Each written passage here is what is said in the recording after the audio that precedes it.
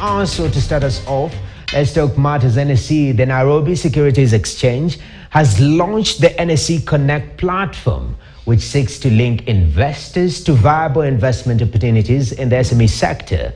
According to NSE CEO George Dundo, the SME sector has long struggled to access capital. Jim Bogo was at the launch, which also served as the graduation for SAM 23 NSE Ibuka inductees. Good afternoon, Jimmy. Well, thank you very much, Noah, and a very good afternoon to you too. As you've rightfully said, this was the launch of the NSE Connect, an online platform that then allows investors to be connected with viable opportunities at the Nairobi Securities Exchange. Now, of course, some of these viable opportunities will come from some of the companies that have been inducted through the Nairobi Securities Exchange Ibuka program that helps the companies then to understand the operation of how the securities market operates, and also some of the financing options. We're talking debt financing, we're talking equity financing. And right now I'm joined by Geoffrey Odundo, who is the CEO of the Nairobi Securities Exchange, just to be able to help us understand why this is an important element of the ongoing process, even as we talk about listing going forward. This is a big moment for the Ibuka inductees. So the big question that then one might wonder, but the one thing that maybe they would want answered is, what is the value proposition? Thank you very much. So today we launched the NSE Connect, which is our end-to-end assessment platform that gives companies the ability to put their financials, their governance, so that investors are able to carry out their own independent assessments. Now, one of the key lessons we've learned about Ibuka is that there is a lot of demand for capital, and that seems to be the rallying call from the beginning. Now, the value proposition we have as a capital market is that the money that we offer to SME companies is money that can either come in form of debt or equity. And this money is patient. So for instance, if you're going for debt capital, we offer you long-term loans or long-term bonds that are able to pay you on terminal maturity. You don't have to pay the principal repayments together with the interest. And that gives you an easy time to expand your business, to go into projects that are long-term, because your principal is paid at the end.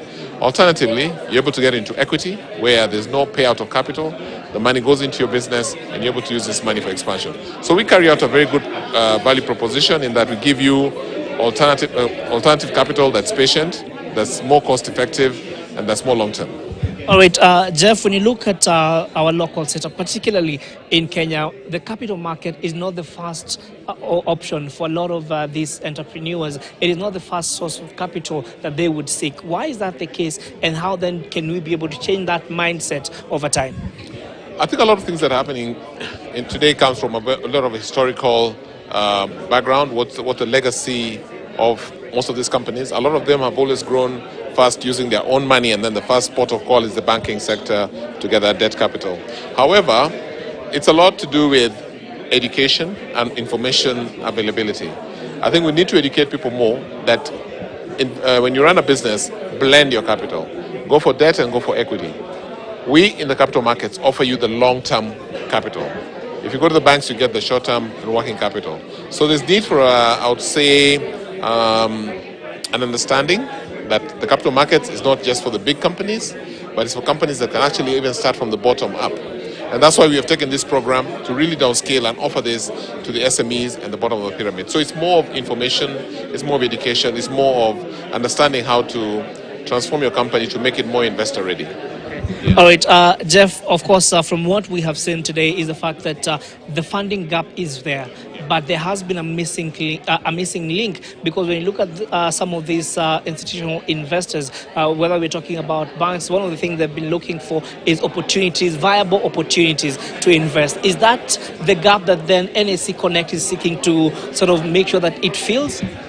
So we've seen that there is a funding gap naturally. And a lot of companies have to rely on collateralized debt. That means having security to take to a bank. However, when you run a business, the business has to be self-standing. It has to be self-funding, and a lot of that depends on the business that you take and your financials and how you want to go forward. So the missing link is, how do we bridge that gap? How do we educate our companies that beyond bank debt, there's also capital finance money that's available for you? Now, this industry has almost 2 trillion shillings in long-term money that can find its way into here. It's how then do we create products that can attract that kind of capital. So there's a more of, I think, companies being a bit more bold and coming to the market through programs like this that are easier to tap, and then making that leap of faith and moving forward. All right, Jeff, before I let you go, of course, at the moment, one of the big conversation, and particularly, is on the area of green financing. There's a lot of money that is looking to be dispersed and to be invested, but the concern then has been that there are not enough viable investments. How can these SMEs take advantage of that to attract this capital into their businesses? So one of the things that we're doing as part of the Ibuka program is also taking our clients through what we call ESG compliance. So in other words, the environmental, social, and governance aspects of your business. So we take you through a program around that. We look at your governance structures to see whether you achieve that. We look at your community that you operate in. We look at your customers, so that we also make you understand what the SDG goals, what the ESG goals all have to do. Now, if you tick those boxes, then you become a company that attracts impact funding. Again, we look at your kind of business. What kind of business are you going in? Is it a business that's relating to matters to do with the climate? How then do you tap into those businesses and try to align your business model to take you towards that direction?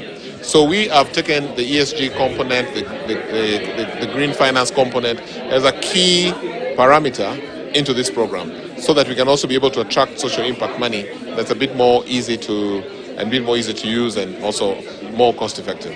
All right, Jeff, thanks so much for making time to speak to us. Really appreciate it. Of course, there are some of the conversations that have been going on here, and of course, the awarding of the certificate to the Ibuka inductees. Now, you understand that the funding gap at the moment that has come out of this group of inductees is about 4 billion shillings worth of potential investors. So for institutional investors, this is an opportunity for them now to come in and plug in the gap depending on the areas that they feel comfortable investing in. But for now, back to you. All right, so gentlemen, Ken, we always chat how